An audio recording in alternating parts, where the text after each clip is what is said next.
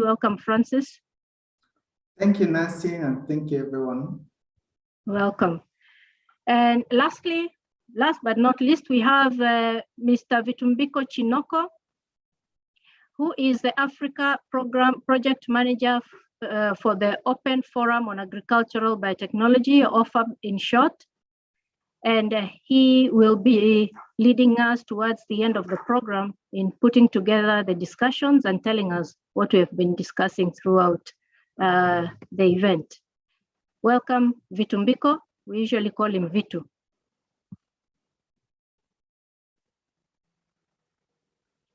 Okay.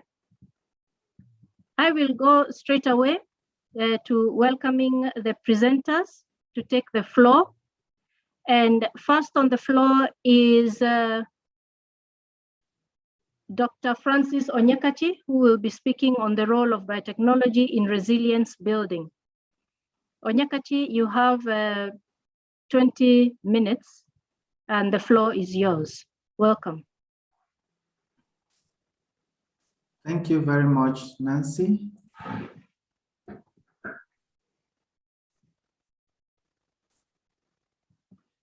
Okay, can you see my screen? Yes, maybe just put it on presentation mode, or is it my side? I've tried to do so. Can you see it now? I think we continue. Nice. Yeah, let's go. Okay.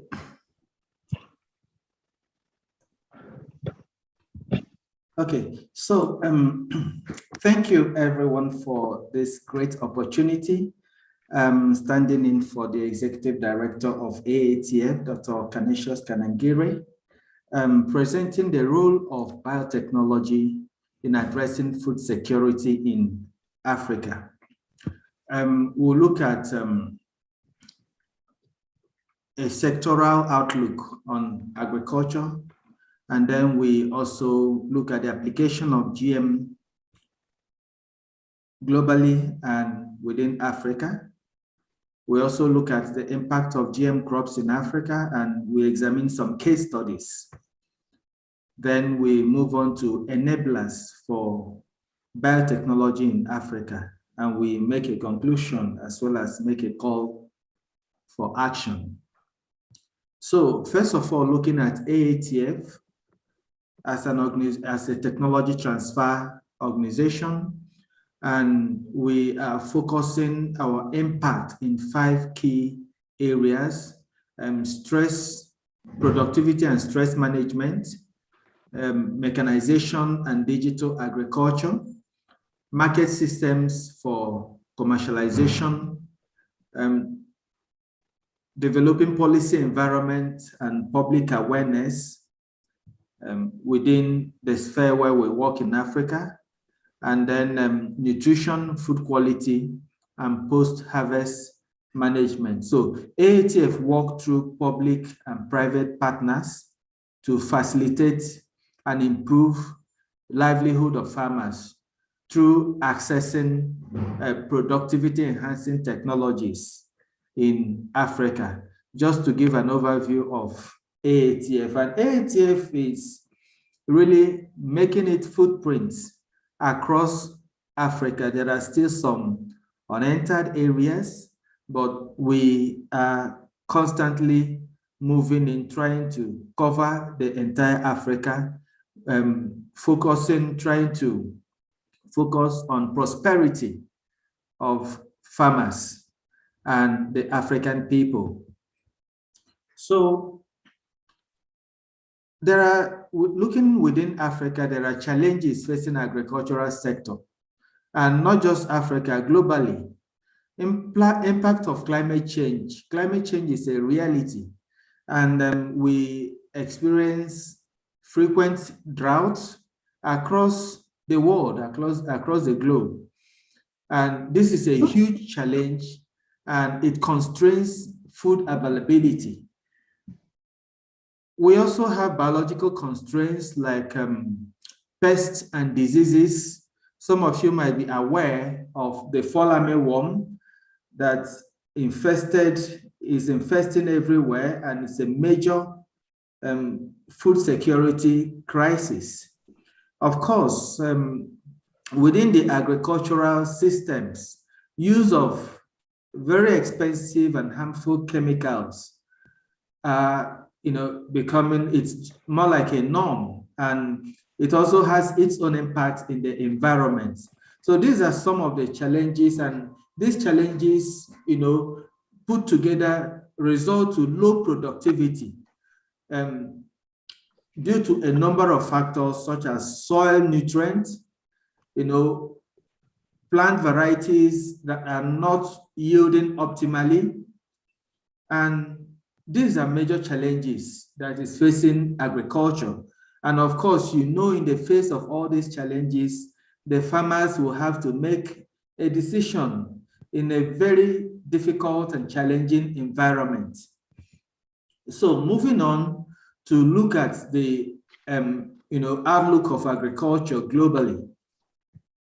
First of all, you realize that agriculture is at the bedrock of industrialization, providing food, feed, fiber, fuel, and other raw materials for industry.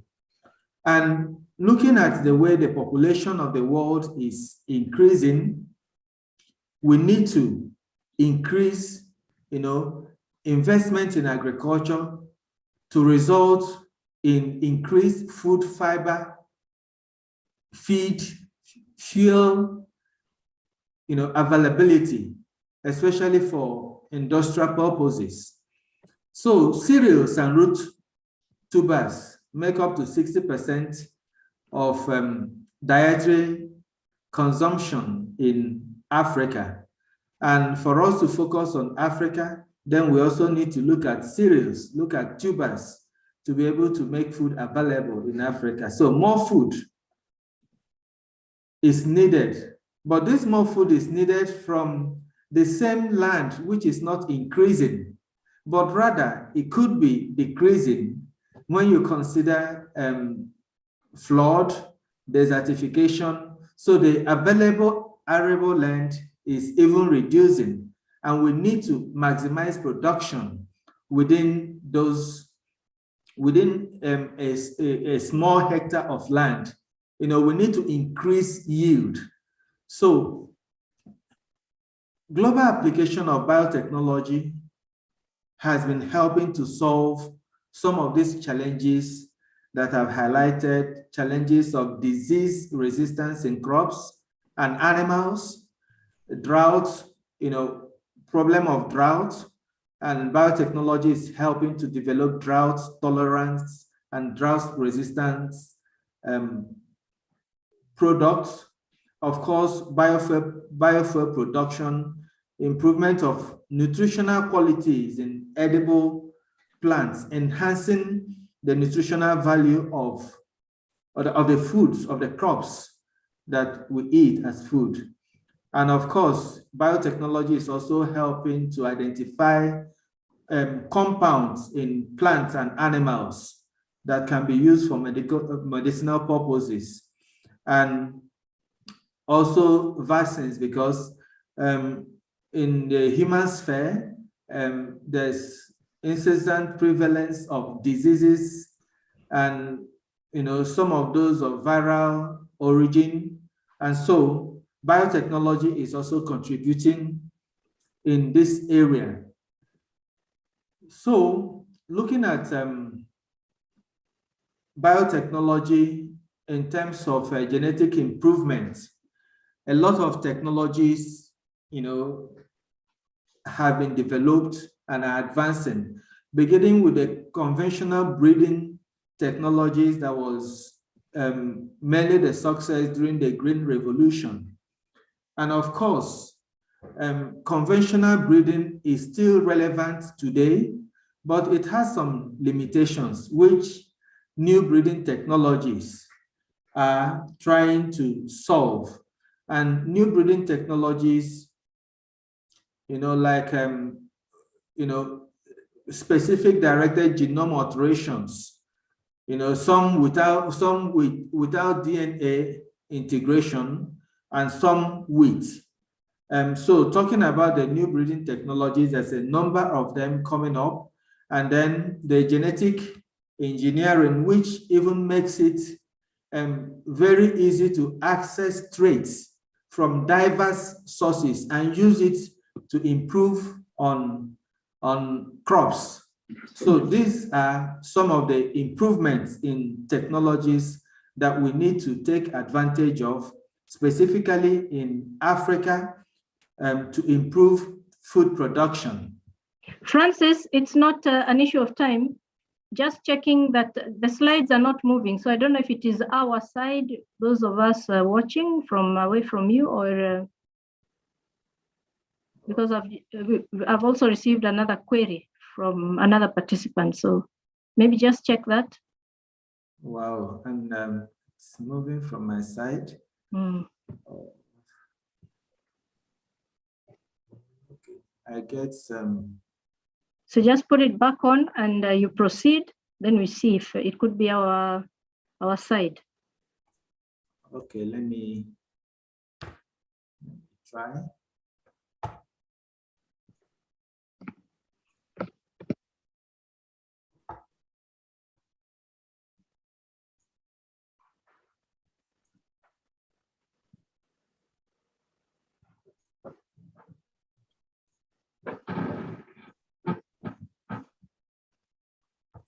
Can you see it now?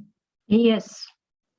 Okay, let me get to where I was. This is where I was. Okay, continue. We are now with you. Can you see it now? Yes. Yes, we can. Thank you. Is it on presentation mode? No. Now it's not going into. But you can just continue. Just continue. It's legible. Okay. Okay. So looking at GM crops and their distribution globally, you could see that since 1996, when the first GM crop was commercialized, and up till now, it keeps expanding to different places in the US, Canada, Latin America, Brazil, Asia, and now even in African countries. So many African countries are taking advantage of it. So, and it's been contributing immensely to increase crop productivity, conservation of biodiversity, reduced ecological footprints, mitigation of climate change, and then contributing to reducing poverty and hunger. So the contribution of biotech crops, especially the GM crops, have been huge. And for coming down to Africa, you could see that Africa is also taking advantage with 10 crops now being commercialized in 12 countries and about up to 16 traits. You know, different aspects of some are under commercialization, some are still under research and development. And so this is the outlook in Africa. And then let us also look at some of the case studies of biotech crops, particularly the GM crops in Africa, beginning with Maruca-resistant cowpea varieties. I'm passionate to talk about this because I've participated in taking it from the lab up to the farmer's field, and this is, you know, a very good, you know, achievement when you see it in the hands of farmers and you see how happy farmers are. But talking about the problem in cowpea, cowpea is also called black-eye pea. You know, so the production, global production of cowpea is mainly in Africa. Africa contributing to 95% of world production. And cowpea is a major source of dietary protein, not just for the low-income people, but even for, you know, they reach. Cowpea, it's a nice, food that many of us enjoy. So, but the cowpea production is constrained by several pests. You could see different pests on the screen. Maruca, which is a major pest. There are other ones like thrips, like aphids, like pot-sucking bugs. But Maruca vitrata, pod borer, is a major insect pest of economic importance in the sense that it can cause farmers to lose up to 80% of their yields if nothing is done. So farmers end up in repeated sprays of chemical insecticides. And of course, these insecticides are expensive, the drudgery involved in spraying them, and the impact on the environment is huge. So creating the major challenge that led so many partners to come together to seek a solution to this problem. Once Maruca or pod borer infests a cowpea field, you can see some of the damages in the screen. It damages the flower buds. It eats on the pods, even the leaves, and the plants just becomes useless, and the farmer's yield is lost. So due to this intervention involving all the partners, a Maruca-resistant cowpea has been developed. If you look at the graphs on the screen, this is a field, activities that took place in Nigeria in 3 locations. Minjibri is in Kano State, Nigeria. Bakura is in Zamfara State, and Zaria is in Kaduna State. You could see that in the 3 locations, consistently, the IT97KT there is the GM cowpea, and the SAMPI there is the conventional equivalence of the GM. And then you could see the local. In many of these instances, as at the time of harvest, you don't even get any pod on the local variety to show the gains that is attributed to the GM cowpea in Nigeria. And that is what is leading a lot of farmers to adopt it, and the demand for the product is high. There's a photo here on the screen. On the left part, you will see the PBR cowpea, that is the GM cowpea. On the right part, you see the SAMPI 16, which is a conventional. If you look critically on this photo, you will see that the GM cowpea has pods already, and on the non-GM cowpea, there is no pod. And the pod is where the grains are being harvested from. So this is a clear difference that shows the improvement that GM crops brings into the agricultural systems globally, and which we are already benefiting from in Africa. So I will also talk about some climate resilience technologies, drought tolerant and pest resistant maize variety. And AATF is also playing a leading role in this, like in Maruca resistant cowpea. So, of course, most of us may have seen drought. The photo there shows a typical example of drought. When drought comes, especially when we don't have irrigation systems in many parts of Africa, the farmers lose their crops. And on the right part, you see the insect pest, fall armyworm, that is devastating cornfields.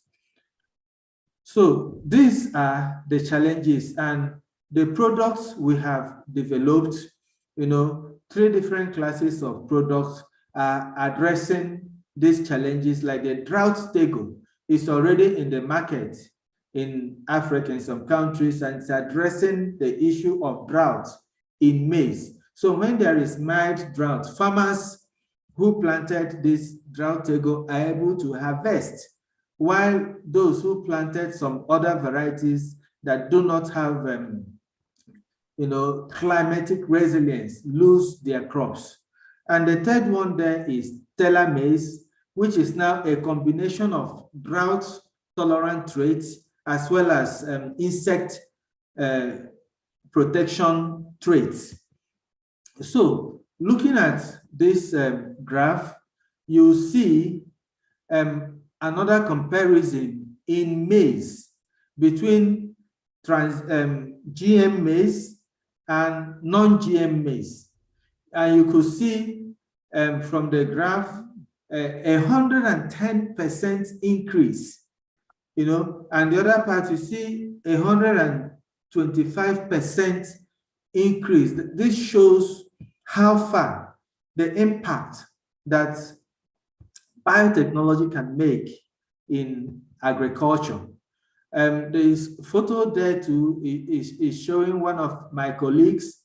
On the left part, you see the GM hybrid maize or hybrid corn that controls both fall armyworm and stem borer. These are insect pests that devastate, corn fields. And then on the right, you could see barely some crops, which also shows pictorially the benefits of the technology.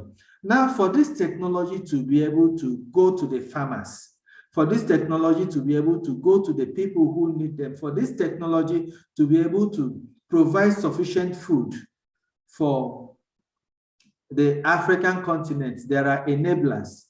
One, the regulatory environment has to be right. And there are some progress, though, when we compare 2011 and 2022. That's like a decade of progress, but the progress is slow in the sense that in 2011, only six countries in Africa had functional biosafety framework. But of course, additional 5 has come in 2022, which shows that countries are beginning gradually to see the benefit, but more needs to be done. You could see in 2022, that is this year, there are still countries with no national biosafety framework at all in Africa. But there are still some countries that are work in progress. They are developing their national biosafety framework, ready to go into research and development in biotechnology. And then there are still some countries depicted by the red color that are not doing anything about it at all. But then you could see these countries were more in 2011. Now they are reducing because more countries are seeing the impact. The green countries are the ones that are already commercializing the technology, and you can also see that it's increasing. So I would say Africa is thriving, but we need to move as quickly as possible. So another aspect of enabler is the transgenic seed systems, or GM crops need a very efficient seed system to work. And giving an example with the case we shared earlier, cowpea, one of the impacts that cowpea is making in Nigeria is formalizing the cowpea seed systems to make it more functional and to make it more robust in a way that farmers can benefit. And when we're talking about seed systems, product stewardship management is a critical aspect. And stewardship, of course, we define it as responsible and ethical management of products from inception, which could be the lab, up to the farmer's field, and up to the time when we get superior products and decide to discontinue. And we say the objective of stewardship is to make sure that the products that emanating from the biotechnology system is sustainable and durable. And AATF take stewardship very seriously. So stewardship looks at product integrity preservation. If there are conditions for permits issued by the national regulatory bodies, those conditions are met, and then we keep a track on the product to have control, know where it is and how farmers are using it, and we ensure compliance across the production and utilization value chain. So this is a critical enabler and something that AATF is already putting in place across Africa. Then maybe partnerships. Francis, you can be wrapping up. Okay, building partnerships for the technology is also very critical. Many of the technologies that has been deployed by AATF, you could see in the screen, a lot of partners come together, you know, public-private partners, North-South collaborations to develop these technologies. So partnership is key enabler. Then we also at AATF look at farmer-centered approaches to technology commercialization, looking at technology access and licensing, because we commercialize by issuing licenses to seed companies. The licenses enable them to, you know what to do to manage the technology efficiently.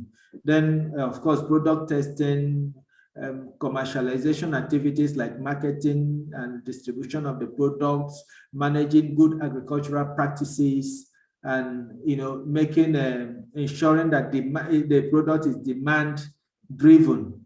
And of course, I've talked about stewardship, and which is also very critical enabler. So in conclusion, biotech crops have proven potential for addressing food security and impact of climate change in Africa. From the cases that we have seen and across the countries where they have been deployed, biotechnology is not a panacea for Africa's ills, but an important tool that can be used to enhance agricultural productivity.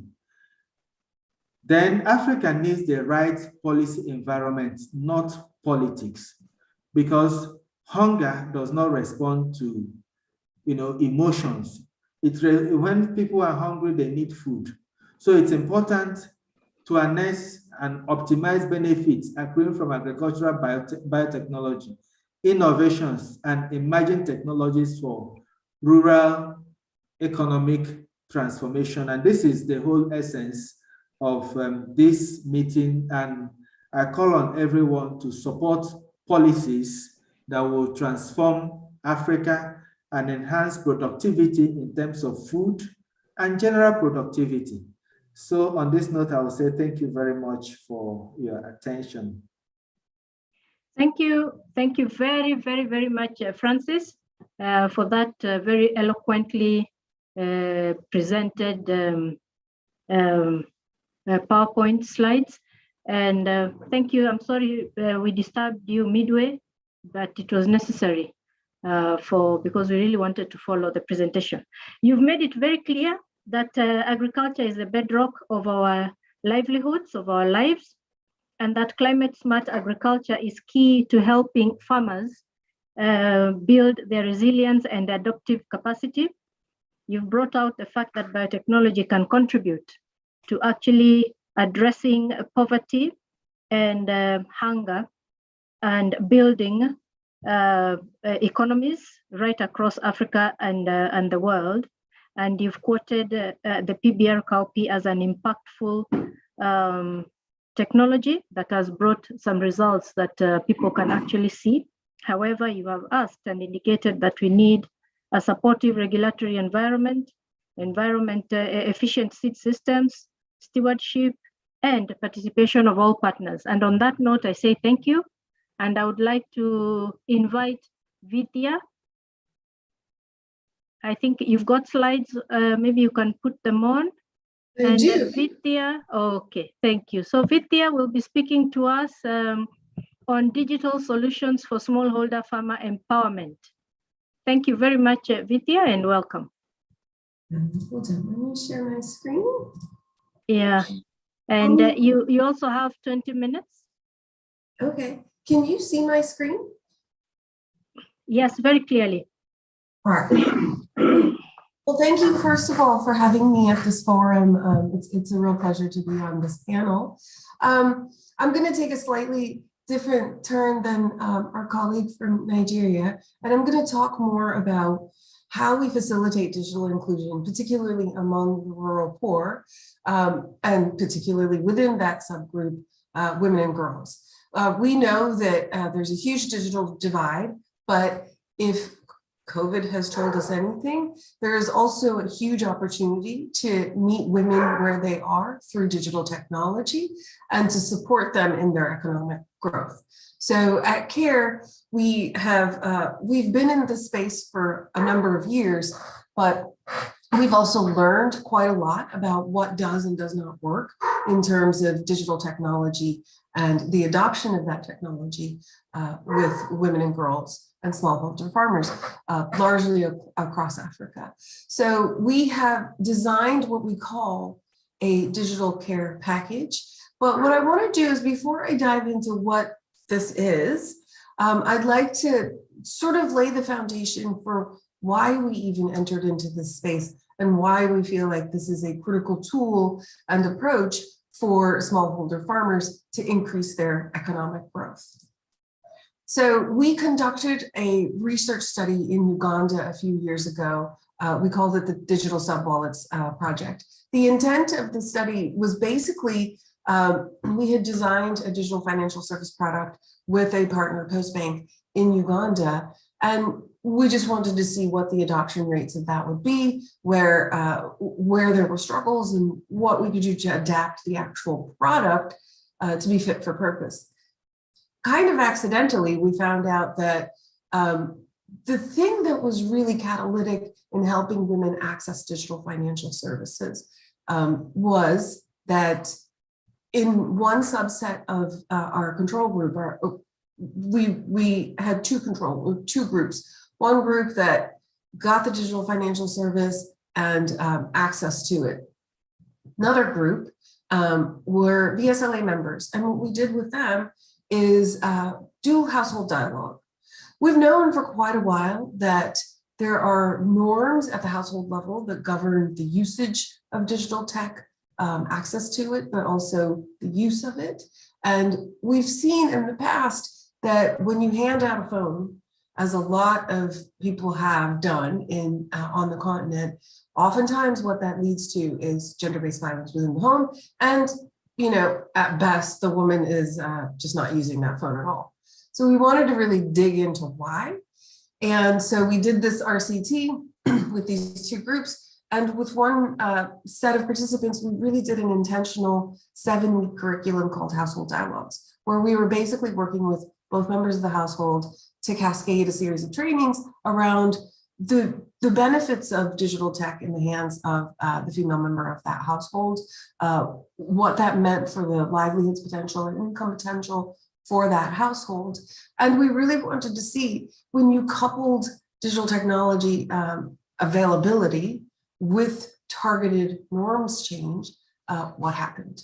And so that is how we focused this approach, and we did it in coordination with some research partners, including Ipsos. And what we found sort of blew our minds as well. We did not expect this, but what we found is that for the people, the women in VSLAs who signed up for the digital subwallet, there was uptake. It's not like they weren't using the service. But for those who had the digital access coupled with a dialogue at home around the use of that, who controls it, who makes decisions around it, there was huge uptake of the digital service. But in addition to that, those women also signed up to get a bank account and to support that with formal financial services. And we saw also an attendant increase in the behavior of the partner, the spouse, and how they were viewing that woman having access to that phone. And so it really opened our eyes about, well, what are the things that are necessary when you're designing a solution that is focused on reaching poor, rural, marginalized women And should it just be access to technology that governs how we roll out a solution? What this project told us is it's a complicated series of steps. It isn't just about handing out a phone. It is about that package of interventions that you use to support true utilization of that digital technology. Now, we've been looking across Africa to see where should we really situate this pilot. We're trying to figure out how we take the results of that work in Uganda and scale it, but we need to test solutions slowly and see where there's opportunities and markets for the same. And what we're really digging into is there's 3 countries in East Africa that feel like they have the table stakes to be able to really scale. And our ambition is to scale across the continent, but we have to start slow, right? So in Uganda, Kenya, and Rwanda, there is a huge market penetration of VSLAs. And that is our remit as CARE. We work with and through women in VSLAs. It is an incredibly powerful platform to reach women, but also to build the solidarity and the social networks that support any integration of programmatic approaches that we layer on a VSLA, in this case, digital integration. And so we really wanted an ecosystem where there were people who had good mobile access, people who were already using mobile money, and a good network of village agents, because we've realized that how you cascade this to VSLA members is through a network of village agents who are trained up, who can provide a service to the VSLA member and also support them on their journey into digital integration. In all 3 of these countries, there's huge market penetration of VSLAs, right? In Uganda, there's 75,000 members that CARE has reached, numerous more that other organizations have reached. And in terms of access to mobile money, generally it's pretty high. And this is one of the things that we look at as a bellwether for, does this country feel like it's ready for investment? Is there broad access to mobile money? Is there access to digital financial services? And how could CARE really deepen our engagement through those existing table stakes? So these were the 3 countries that we honed in on as the best opportunity for us to really test something that could then be scaled. So what is it that we're testing exactly? We started with what are the challenges? We know women and girls are generally excluded from digital tech, and much more so when you're a smallholder farmer in a rural setting. And so that was an obvious place to start. But through the course of COVID, we have really realized that the gender divide was getting much, much bigger, because COVID sort of laid bare that the importance of building digital literacy. People were transacting online. GDP payments skyrocketed. It was absolutely necessary that women get on digital tech if they're not to be left behind. And that was our core concern, is that as the world is moving away from in-person contact, what is happening to the VSLA member? What is happening to her ability to access technology, but also access critical payments and services? And is that digital divide actually deepening? And we already know, for the most part, that in sub-Saharan Africa, men are about 2 times more likely to have access to a smartphone and to transact on that phone. So the digital divide is getting wider, and women are falling through the cracks. And one thing we have realized through our research is that, again, handing out a phone is not going to solve the problem. It might actually perpetuate existing problems. So phone distribution is great, but there are risks that come with it. So this is where we started our thinking around designing a digital care package. And then what outcomes are we trying to achieve? Effectively, we want women to be able to, one, access digital financial services, but to be able to transact on those phones in any way they want. DFS is an entry point for market integration. So once you have access to that smartphone and you have access to mobile money or a digital sub-wallet where you can save from your VSLA into a actual mobile platform, that opens up the world for that woman to also be able to access services, products, training, each other and really create a network of support outside of that VSLA, and that really addresses mobility concerns so that she can transact anywhere in the market if she has the access, the skills, and the necessary tools to be able to do so. And we felt like we could really build a digital ecosystem in each of these 3 countries, Uganda, Kenya, and Rwanda, because of the mobile penetration rates, but also because there were an ecosystem of local support providers that were already designing products for this market. We didn't feel like as CARE we needed to come in and design a new product. We looked in the local market to see what was most appropriate and accessible. I'm not sure how much time I have, so I'm just going to power through this. So what effectively— You're okay, just go on. Okay, so what effectively we realized is CARE has a savings platform that we've designed. It's a smartphone app called Chimoka, and we've been rolling out Chimoka with our VSLA members for a few years. It is a way to digitize savings and credit history. So rather than paper-based forms, VSLA members are able to save on a smartphone and then use that as a log of their savings history, so to eventually get access to formal finance. But what we've really realized is that that's not enough. What women need is oftentimes the skills and the training to be able to really use that as a jumping off point for accessing other products, services, training, networks, whatever it is that supports their ambitions. And what that looks like isn't me or someone unfamiliar to them sitting down telling them how to use that phone. It's generally another VSLA member, maybe an adolescent in that household who's already somewhat savvy on that phone, or a village agent, but someone that that woman trusts and can ask questions of, and who can sit there and work with her on the phone. It really does come to that. That proxy is incredibly important to helping this woman break through that digital divide, even if she has access to the phone, and really understand the potential that phone has to unlock market and economic opportunities for her. And then second, the behavior change piece, I cannot emphasize enough.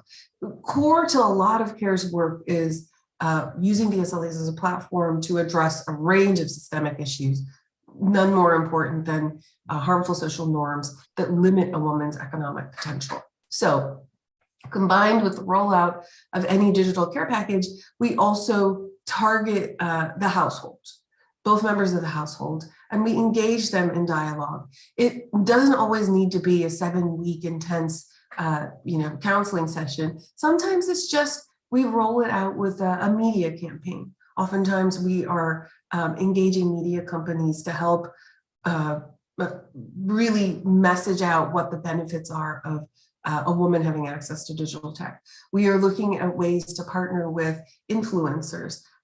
There's a few very high profile people, I'm not gonna say it now, who we are getting to do videos and campaigns with us in these 3 countries so that we can really drive digital uptake with VSLA members and women and adolescent girls specifically. And then we are really looking at the local ecosystem to tailor services and products to the needs of VSLA members, meaning we're not developing anything in a silo. We are working with VSLA members, and oftentimes there are products that exist, but that need to be adapted to the literacy levels of a woman in a savings group or her specific needs in that context, right? An adolescent girl has specific needs, a widow has specific needs, and what are the combination of services that we can help her access?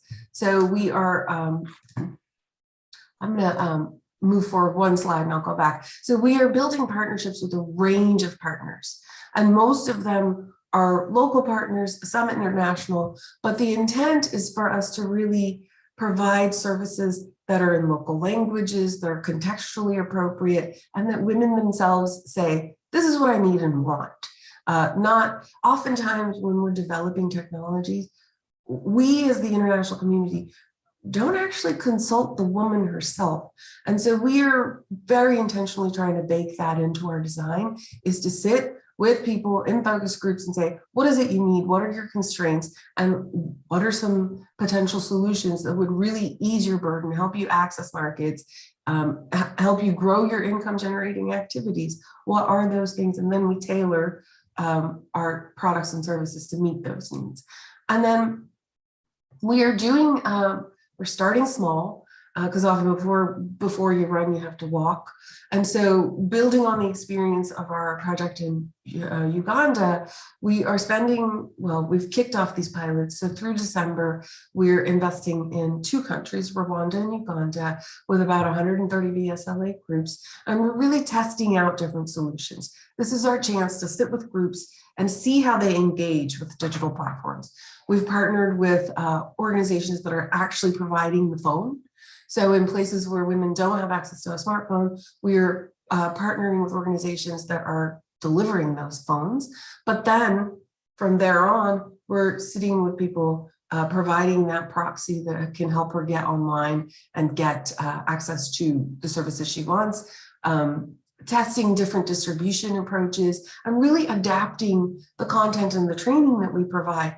The other thing is, this platform provides an incredible avenue to push content to women on training. Every VSLA I have ever seen in the world says one thing: they want more.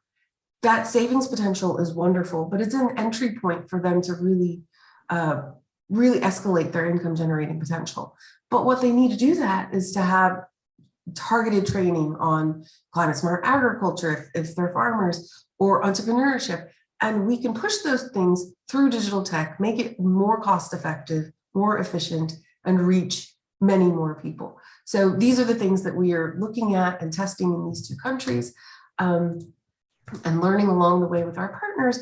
And what we really hope to do is that between now and the next 3 years are critical for us. This is when we are really testing and scaling in the region. So in East Africa, we're going to go beyond Uganda and Rwanda next year, potentially Tanzania and Malawi, where there are also high market penetration rates, but low levels of integration for women in BSLA specifically. And then beyond that, we have an opportunity to, work with governments and the private sector. They're natural leads as partners in our scaling efforts. But with a specific focus on GDP, government payments, and that infusion of social norms is going to be something that we really keep an eye on. That's not something that we feel like government and private sector are going to just take over. We can't hand it off to them. So there is still a role for CARE in really harmonizing the approach around the needs of the woman. So that's it. We're designing, testing, and hopefully scaling in the next few years. Wow. Thank you so very much, Vidya. Thank you. I just wish this was a live one. I mean, a physical meeting. I'm sure you'd have received much more feedback than probably we will right now. But thank you. You have talked to us about the digital solutions for smallholder empowerment. 2 points that I got that are critical is that critical considerations to prescribing solutions is about package support. Offering that package support, that is the game changer, and that it's not just about handing over mobile phones, but also providing that digital care package. Very important, you said that it is key to involve the people that you want to support, not to help, in defining the solutions. Thank you very much, Vidya. Okay, on this note, at 3 o'clock, I would like to invite Dr. Rose Gidado. Rose, please upload your slides so that you'll be talking to us about impacts of biotech, and you'll be using the PBR cowpea in Nigeria as an example.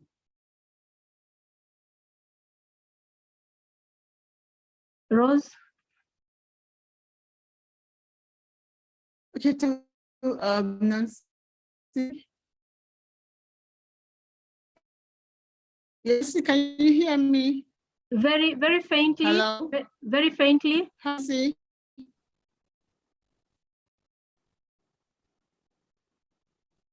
I hear very faintly, and I'm loud and clear.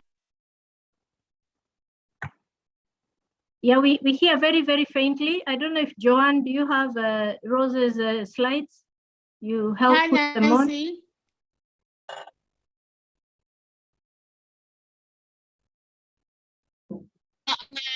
Put it on. I'll put the slide on. Okay, it is still coming on, but it's indicating bandwidth is low. So I hope that will be able to carry you through. Video. Yes. Is it okay now? Hi, Nancy. Now it has come on. Okay, it has come on. Okay.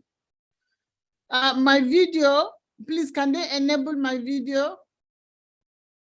Okay, John, can you hear? We'll work on that as you continue. The host has stopped my video. Yes, just a minute, please. Okay. The host has stopped my video. Is it okay? Yes. Can the host, okay, stop my video. All right. Okay, all right then. I think we're good to go. Nancy, are you hearing me now? Are you Yes. okay, Nancy? Okay, you can hear me? Yes. Anyway, okay, all right. Thank you very much. Let me seize this opportunity to really appreciate AATF for bringing me on board this site event. I'm really very happy, to make this presentation on the impact of biotechnology in agriculture with a case study of PBR copy in Nigeria. My name is here. I don't want to waste your time. This is the content, the outline of what is here. Welcome to NABDA introduction and so on. Let me just go on. Biotechnology, let me first of all say something little about biotech. Is the use of genetic engineering techniques for the manipulation of living organisms or their components to produce something useful, usually commercial products. Of course, biotech is meant to make money, to add value to whatever you're using it for, either in agriculture, especially agriculture, where of course Africa as a whole is, marching onto food security. So when you come out with commercial products such as insect-resistant crops, vaccines, new bacterial strains, novel pharmaceuticals. So it's used in all aspects. And sorry, I couldn't tell you about NABDA. NABDA in Nigeria is the hub for biotechnology usage, but not just in agriculture, biotech usage in medicine, in environment, in industry, and so on and so forth. But of course, agri is the most contentious one. So of all the areas of biotechnology, agricultural biotech is the most contested and debated over. And so that's why very special, interest is being paid to this. And I'm sure that's why AATF, of course, has been intervening by providing us a platform like OFAP, just to enhance better understanding of this technology. And so the science, most times we talk about the science as OFAP Nigeria, move to the people, all the different sectors, the government, the policymakers, the regulators, the world, the private sector, the NGOs, and all, we go giving them the facts about the usage of this technology in agriculture and what positive impact it can actually make on the livelihood of the people. So giving them the science, and the science is here. It's all about DNA. So, and then all about the use of DNA because of the presence of genes in the DNA. So if you don't explain to people what you're doing, so when you come out with a product, there's a lot of controversies, of course, around it. So that's why it's very important for people to understand. so that the products that come out from here can be uptaken. Of course, the usage is very important. It's because of the usage, it's the usage that can actually make it more, important. And so we talk about the science. And so in pharmacy, more than 90% of drugs, vaccines, this is where biotech is not contested in the area of medicine, in pharmacy, in drugs development. So when they're rejecting the food aspect, most times we make examples with how the technology is successful in the area of medicine. And so 90% of drugs, vaccines, and what other therapeutics are products of biotech, including the recently life-saving COVID-19 and all insulin and all those things. So beyond medicine is food. We have food beyond medicine. And food is so important because food is medicine, but medicine is not food. So you can see that food is everything in our lives. You can actually make food their own medicine. That is already said in the Bible. And so that's why we pay more attention to agricultural biotechnology. It can revolutionize, the economy, revolutionize everything pertaining our lives. So the fact that 6 children, let's just look at the small, some of the challenges that are facing us. The fact that 6 children die of starvation per minute in every 9 people, and every 9 people go to bed hungry each night. This is by Mercy 2018, and 20 million people are at risk of famine in Nigeria. This calls for urgent attention. And I'm sure in other African countries, this also happened. But since I'm talking about Nigeria, I'm giving you statistics about Nigeria.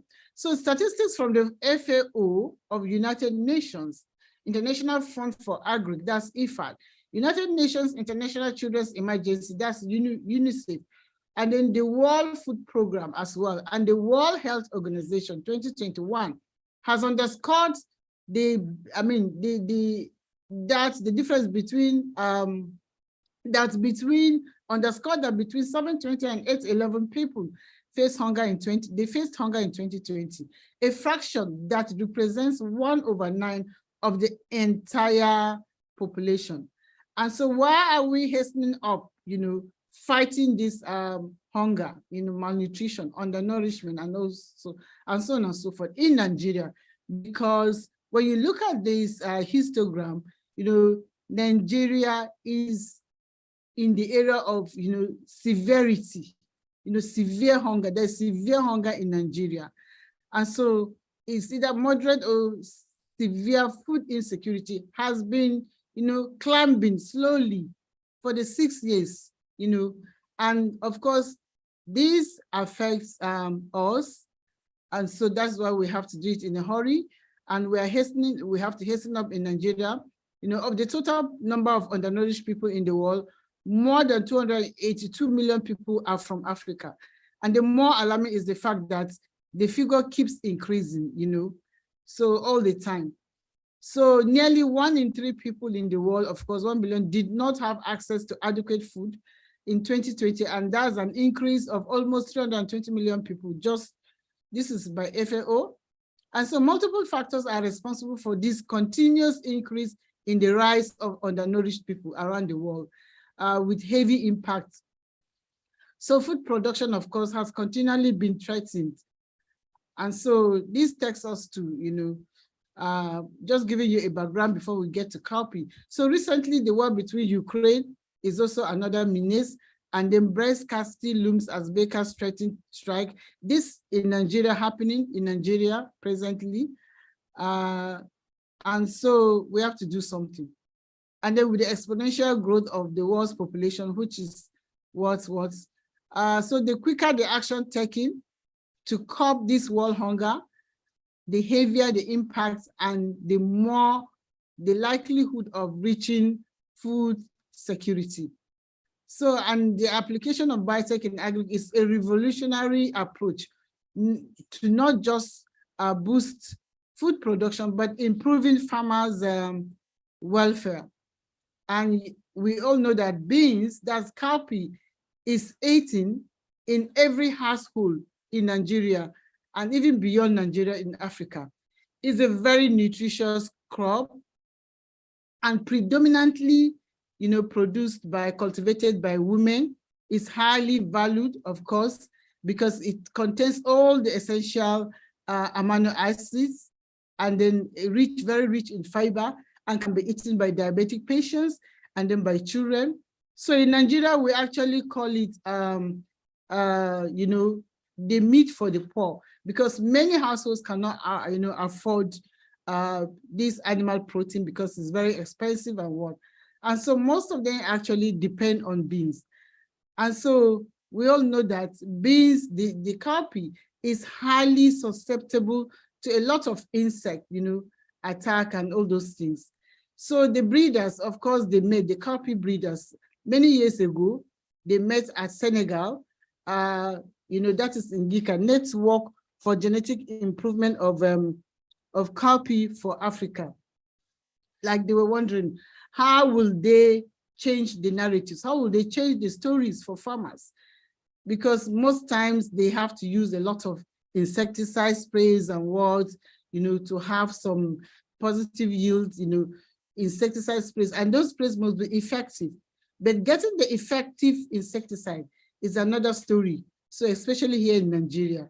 So, and reducing the amount, of course, of insecticide is also helping to be helpful to farmers and what. So, and then improving their health and all those things, because most times it's laborious. They carry it on their back, spraying, for them to have, yields, So they met, the Ngika and the breeders, they met here in Africa to churn out ways to find out, possibilities, a sustainable way of improving cowpea. How will they do it, so that the farmer, would also gain from it, so that his livelihood will be improved and all those things. And genetic modification was actually, the best way of doing it and what. So the application of genetic modification technology in the production of Nigeria's transgenic cowpea is in no way a small stride for a country whose 90% of her 200 million plus population depend on this cowpea as a major source of protein.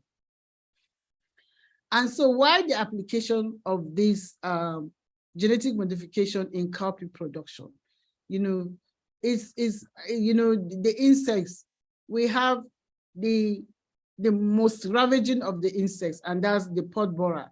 There are many insects, it's highly susceptible to so many, but the maruca, the pod borer, is actually the most damaging, and so farmers could lose all they have cultivated. In some places, they lose everything. In most places, maybe 80% or 90%. And so, because all screening to get the right gene to improve the crop, I think 15,000 accessions were screened,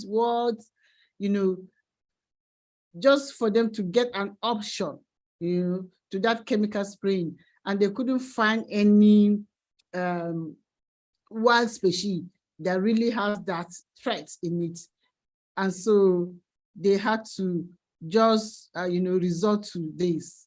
And so quick facts. Just so you know, Rose, you've got just about 6 minutes. Oh my God, okay, let me just rush it. We have quick facts here. Nigeria is the largest producer and consumer, we're the largest. And then we run a deficit in that. And the national productivity average is 350 kg, is cultivated in cereal-based system and also and so on and so forth. So these are the constraints. We have the insect pest here, we have the maruca. You could see how the maruca devastates the cowpea and so on and so forth.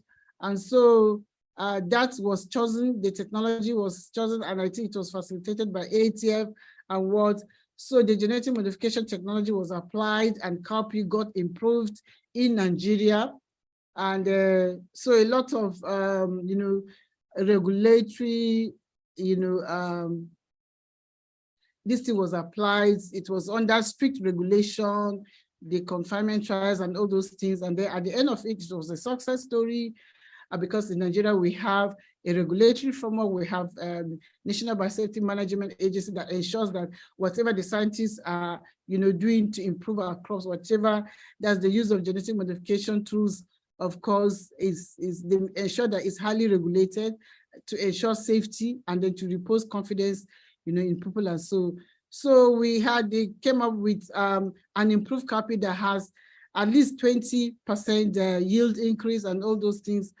And so, and then environmental benefits, with environmental benefits, healthier environment, reduced insecticide spray benefit, insecticide spray, very beneficial insects and what, and so on and so forth. And so reduce health risk because the farmer will have to carry it, be spraying and then inhaling. But all these things with the improvement, all those are not there anymore. Then after all, the regulatory rules and what, and after ensuring that everything that was done was okay. So the next thing was actually to commercialize it. It was deregulated and then later commercialized and then given to farmers. And the farmers have a lot of testimonies around it because they discovered that the number of sprays they can do now is just 2, and that is cost saving. So Nigeria is already leading Africa out of food and nutrition security and so on and so forth. CARPI became launched, and farmers are having it, farmers are planting, and these are farmers' testimonies from the CARPI, from the improved CARPI. Let me read out this farmer's testimony. PBR CARPI has brought fortune to we, the farmers. The crop is a game changer. In fact, I have sent some seeds to my son who is in another country. He also needs to partake of the benefit of this crop. This is a testimony by the president of All Farmers Association in Nigeria. And this is another testimony from a farmer. Sampi 20 takes only 70 to 75 days. As you can see, it's only 41 days now, but the pods have already started forming. I'm sure we will harvest by the time it's 70 days old. We would like the government to make sure that this variety is multiplied and distributed to all farmers so that they can enjoy the benefits, like we do. That's a Nigerian farmer. So this is actually a photo of the launch. So this is another farmer. This beans is so unique. Even the yield is amazing, to all of us. We have never gotten such a thing like this before. Even with little or no synthetic insecticide, we're able to make great harvests. I want to appreciate the government for making this available to us. So, and our local variety cannot be compared with the cowpea, with this pod borer cowpea. The yield is so exceptional. Without spraying any insecticide, I'm still able to make more profit. I really prefer this variety of pod borer cowpea. And this is another farmer. The PBR cowpea works wonder. I've never seen this type of variety, all that I've been farming. It has it is early maturing, that's early maturation advantage, and then it has high yield, and then even more. This is Danladi Paul, a farmer. These are from the rural areas, the grassroots. They actually have access to the seeds. So the pod borer is good. It has high yield, requires less insecticide, and very neat on planting. As you can see, there's a lot of difference between these beans and the local beans. The local beans yield is so small, only 350 kg. And this one will give you 3 tons per hectare. 3 tons, that's in a well-managed farm. So I have planted the PBR cowpea. This is another farmer. I'm totally amazed with the yields of, using less insecticides, and then I appreciate the government for this. So the PBR cowpea given to us by Aya Zaria works wonders. It clearly different from the local beans. So in terms of yield. So it's a crop for all farmers. And I'm very sure our status will change, very soon. So they have started, I have video, but I can't play because of time, video of many more farmers, and that video was actually captured by an anti-GM, a media person of an anti-GM, because they didn't inform us. They traveled around the country, they went to the southeast, and they met farmers that were given the seeds to plant. To their dismay, the testimonies coming from those farmers were very, very positive. And they later could not, they had to release the video of those farmers' testimonies. And they, I mean, presently they're also happy, those media people, and they were seen by the antis. And so continuous advocacy and tailored scientific communication that will target, that mostly target policymakers and stakeholders of the agri sectors like farmers need to be amplified in a time like this. So complementary approaches to agriculture must be united in our shared goals of developing more sustainable food systems, of course. And so these are quotes from our policymakers, high-level champions that we have, President Obasanjo, our present president, and then some former ministers who, before they left their seats, of course, they testified, to the benefits accruing from this technology. Our time will not permit me to read, but as you have these slides, you can take your time to read these posts that are really very encouraging and motivating for us. And so I think what really gave us that success is intensive, very, very intensive communication strategy, a strategy that does not leave anything out, all inclusive, So we went all the way out, to sensitize the public, all the different sectors and words. And I think it was okay. And for now that we are commercializing, we need to do more. There's no going back because it's something that we're seeing the benefit is evidence-based, of course. So we need to do more in terms of advocacy, in terms of awareness, in all ramifications, so that the uptake of the technology, so that it will not end up to be like the Burkina case. It will not end up to be like the South African case, because South Africa presently, I understand they're having issues all with the anti-GM group because they're following us back to back. And so we just have to be on the alert all the time. There's nothing like, a setback will not allow any setback, actually. So we have to continue so that people's confidence will continue to be, people will continue to repose confidence in the products of GM technology, and so that Africa, or Nigeria and Africa, of course, will get to the promised land where no child goes to bed hungry. So I thank you. Thank you. Thank you very, very much. Very fast presentation, yeah. Thank you. Our contacts. Thanks, Rose. It was very exciting presentation, very well done, and thank you for inviting us to go through the slides. Sorry, the time flew very, very fast. Yes. That's what happens when you have great information. So you have shared with us that pod borer, the pod borer maruca is really affecting a very critical crop, and that food is critical to humanity in the first place, and that this new pod borer resistant cowpea is good for health, for the environment and wealth of people, and that we are moving forward in Nigeria with this very fast because there's an urgency, and that urgency is actually global. And so, and you have invited us to go through the slides for the more information that you really could not go through. So thank you very much. Listeners, welcome. Listeners and viewers, maybe if you help pull down the presentation, then we can all see each other. Okay, all right, I'm coming. Okay, it is time for questions, but on the chat box, I cannot see a question as yet, but we have two questions that came earlier during, they came online. I'll read, then we see which panelist will address that. And then those of us who are listening, please, if you have a question, you can post it on the chat, then I come to it.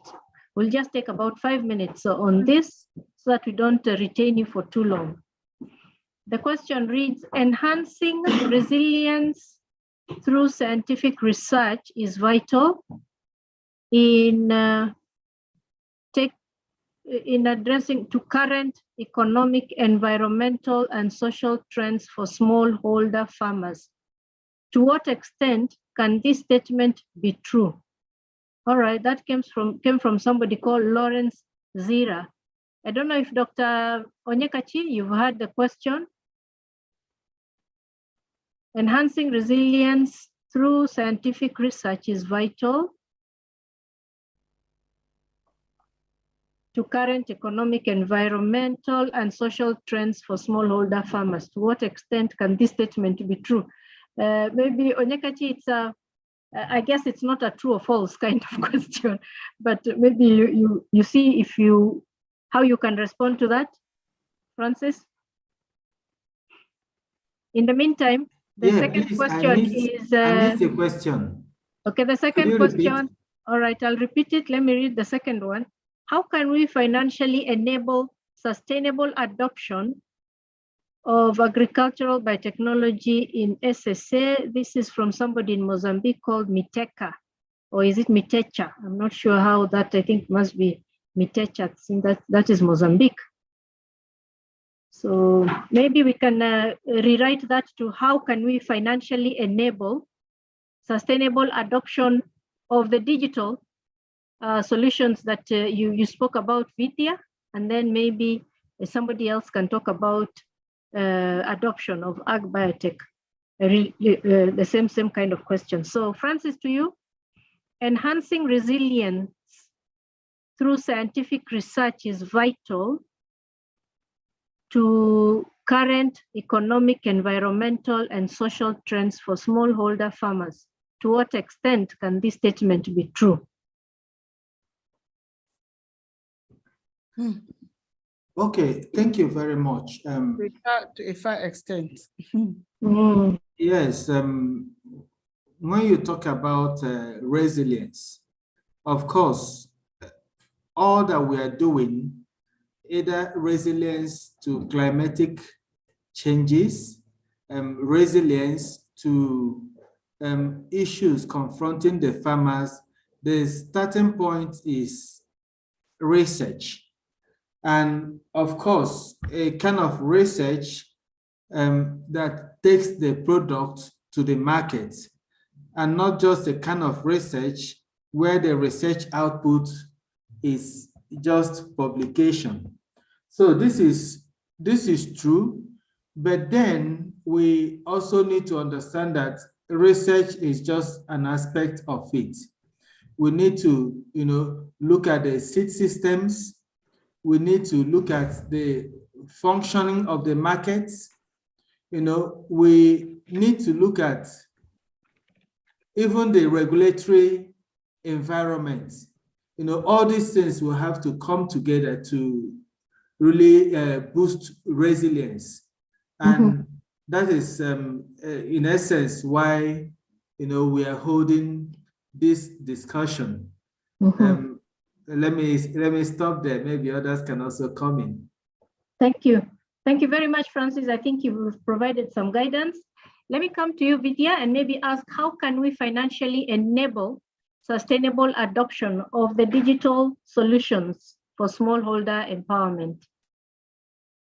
If I'm understanding the question correctly, do you mean access to digital financial services or financially support scale up? So, yeah, okay. Maybe does this require any financial preparedness on the part of the farmer to access the digital tools, and how can we help them?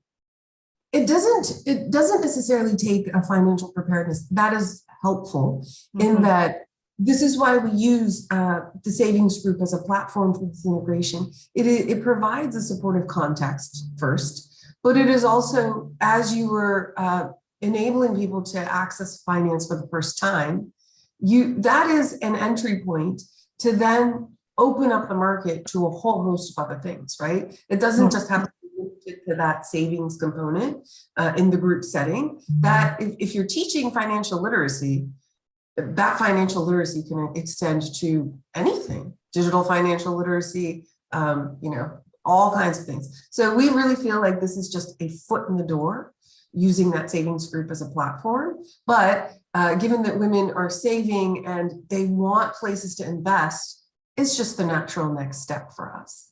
Mm-hmm. Thank you. Thank you for that clarity. Maybe let me see. I can't see any questions. Who's this? I don't see any questions coming from colleagues and those listening. So let me just, there's one question here. Says that there is, and maybe I don't know if this will go to Rose. There seems to be there's an inability to respond to risk, to insecurity. And this person is asking if this phenomenon is experienced among smallholder farmers that you have worked with, and if yes, how have you tackled it? The inability to respond to risks, to insecurity. So inability to respond to risks by farmers. Is that something you experience with your farmers? Maybe Rose, you can touch on that very light, short, in a short way. Well, I don't think we have experienced that yet because we haven't gone far. We're just 2 years in it. But in case there's anything, you know, there's stewardship. We have what we call stewardship. So, and there's a stewardship, National Stewardship Committee in Nigeria. And those stewardship guys, of course, in that committee are supposed to, you know, keep pace with the farmers, do some inspection, visit the farms all the time to know if there are issues and what, and if there are issues, of course, the issues will be tackled. And the National Biosafety Management Agency also has field officers that visit the fields all the time. I mean, so it's a continuous process. We keep vigilant on those crops so that we are not taken on aback, you know. So I mean, we don't just like release crops and just leave them like that because people could pay us a price. Somebody can just sell fake seeds to farmers and they will say it's GM, you know. So those things, I think we are on top of the game. We don't leave any stone unturned. It's a continuous process. It will not stop. Continuous research and work. Thank you very much, Rose. Thank you. Maybe we will put this person in touch with you. I think my colleague Vito has their contact. You can, probably they need more information. You can be able to share with them. Yes. So thank you very much, panelists. Thank you, ladies and gentlemen, for making time. Before we close, I would like to invite Vitumbiko Chinoko to just do a summary of what we have discussed so far. Maybe Vitu, if you can take 3 minutes so that we are not very, very much off the mark, if possible, that would really help.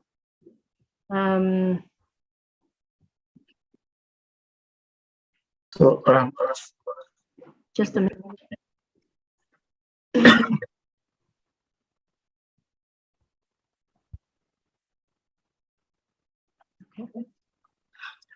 Yeah, so thank you so much, our dear panelists. I think it was an extremely rich discussion, and I don't think I would do justice to summarize the rich content that you've shared with us this afternoon and to some of you this morning. But just to sort of recap some of the big things that came through, I think from Dr. Onyekachi's presentation, I think you really summed up on the challenges that are facing agriculture space and how biotechnology is actually coming in to address the same. And I think one of the things that came through is indeed your disclaimer that biotechnology is not a panacea for all the problems, but it is one of the tools which for some reason has actually been neglected. So I want to highlight that as well. I think the discussion around the enablers was extremely critical, and I can also see some of the enablers that you shared also cross-cutting to what our colleague from CARE also talked about. But I think you talked about effective partnerships. You also talked about farmer-centered approaches, which is also something that is extremely critical in our work. I think the other element that I also pictures, also your demonstration of how this technology is working in different spheres, tackling different stresses, and how the yield advantage or the productivity advantage is actually manifesting in different spheres. And I think the same thing was also repeated by Dr. Gidado when we focused more on PBR cowpea. If I may quickly go to what CARE presented, I think it was quite enlightening as well to see how research is central to any interventions that we want to put through. And I think the digital package that you are actually piloting in different countries in East Africa, one of the critical elements was actually research. And it was interesting that I think your confession that indeed just deploying or giving out technologies don't work, but I think you need to put them in a package of sort that really does deal with a lot of other challenges that people in the communities, in the rural life, in the rural setups are actually facing. And one of them is indeed the social norms, as you put it. So really presenting a package which one brings in training, secondly, it does bring in behavior change, and thirdly, is anchored on research and innovation is what actually I think is changing the game in the area of village savings and loans that CARE is actually piloting. The presentation by Dr. Gidado, I would think you are just really trying to emphasize on the benefits of agriculture biotechnology as you've seen them through PBR cowpea, which is one of the first food crop in sub-Saharan Africa through biotechnology, PBR cowpea. And I think you've gone at length to demonstrate how this crop, this technology has changed the lives of people in terms of nutrition, in terms of incomes, but also in terms of how a lot more people actually are asking for this technology going forward. I think across three presentations, I picked three commons, as I called them. One was the common, which I'm calling the people-centered approach or people-centered initiative. So all of us, I think we're very much people-centered. We're saying we cannot do anything if people are not at the center of what we're doing. The second thing I think was the meeting point, the second meeting point, which I'm calling the second common, is the behavior change approach as well, where I think for CARE, you bring in that package, but at the heart of that package is behavior change. And for biotechnology, I think we're looking at the role of OFA, the Open Forum on Agriculture Biotechnology, where we're saying we cannot just deploy these technologies if people are not enabled. So really ensuring that there's behavior change coming through all that we're doing is extremely important. And last, and indeed but not least, is the issue of research, which I think also covers everything that we're doing. So those three commons, I found that they really cut across what we're doing, and I think by and large they do inform the successes that you've been able to put forward here. And I've also noted that there's always room for improvement, but at least these three commons are anchoring what we're calling our successes today. So with those few remarks, again, I don't think I may have done really good justice because there's quite a lot of information, but within the limits of 3 minutes, this is what I can share with you. Thank you very much. Thank you very much, Bitu. That is an excellent summary of the discussions, and we can benefit from those points, all of us. Now, colleagues, time is of the essence, and I know some of you have other appointments here, and we don't want to keep you much longer than we need to.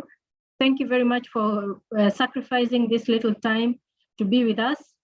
And thank you, panelists, for really preparing for the discussion and for the excellent delivery. Really appreciated. And may I, on behalf of the AATF Executive Director, really thank you for the opportunity and look forward to meeting again. Asanteni, have a wonderful afternoon, evening, morning, wherever you are, and hope to meet again. Thank you. Thank you. Bye.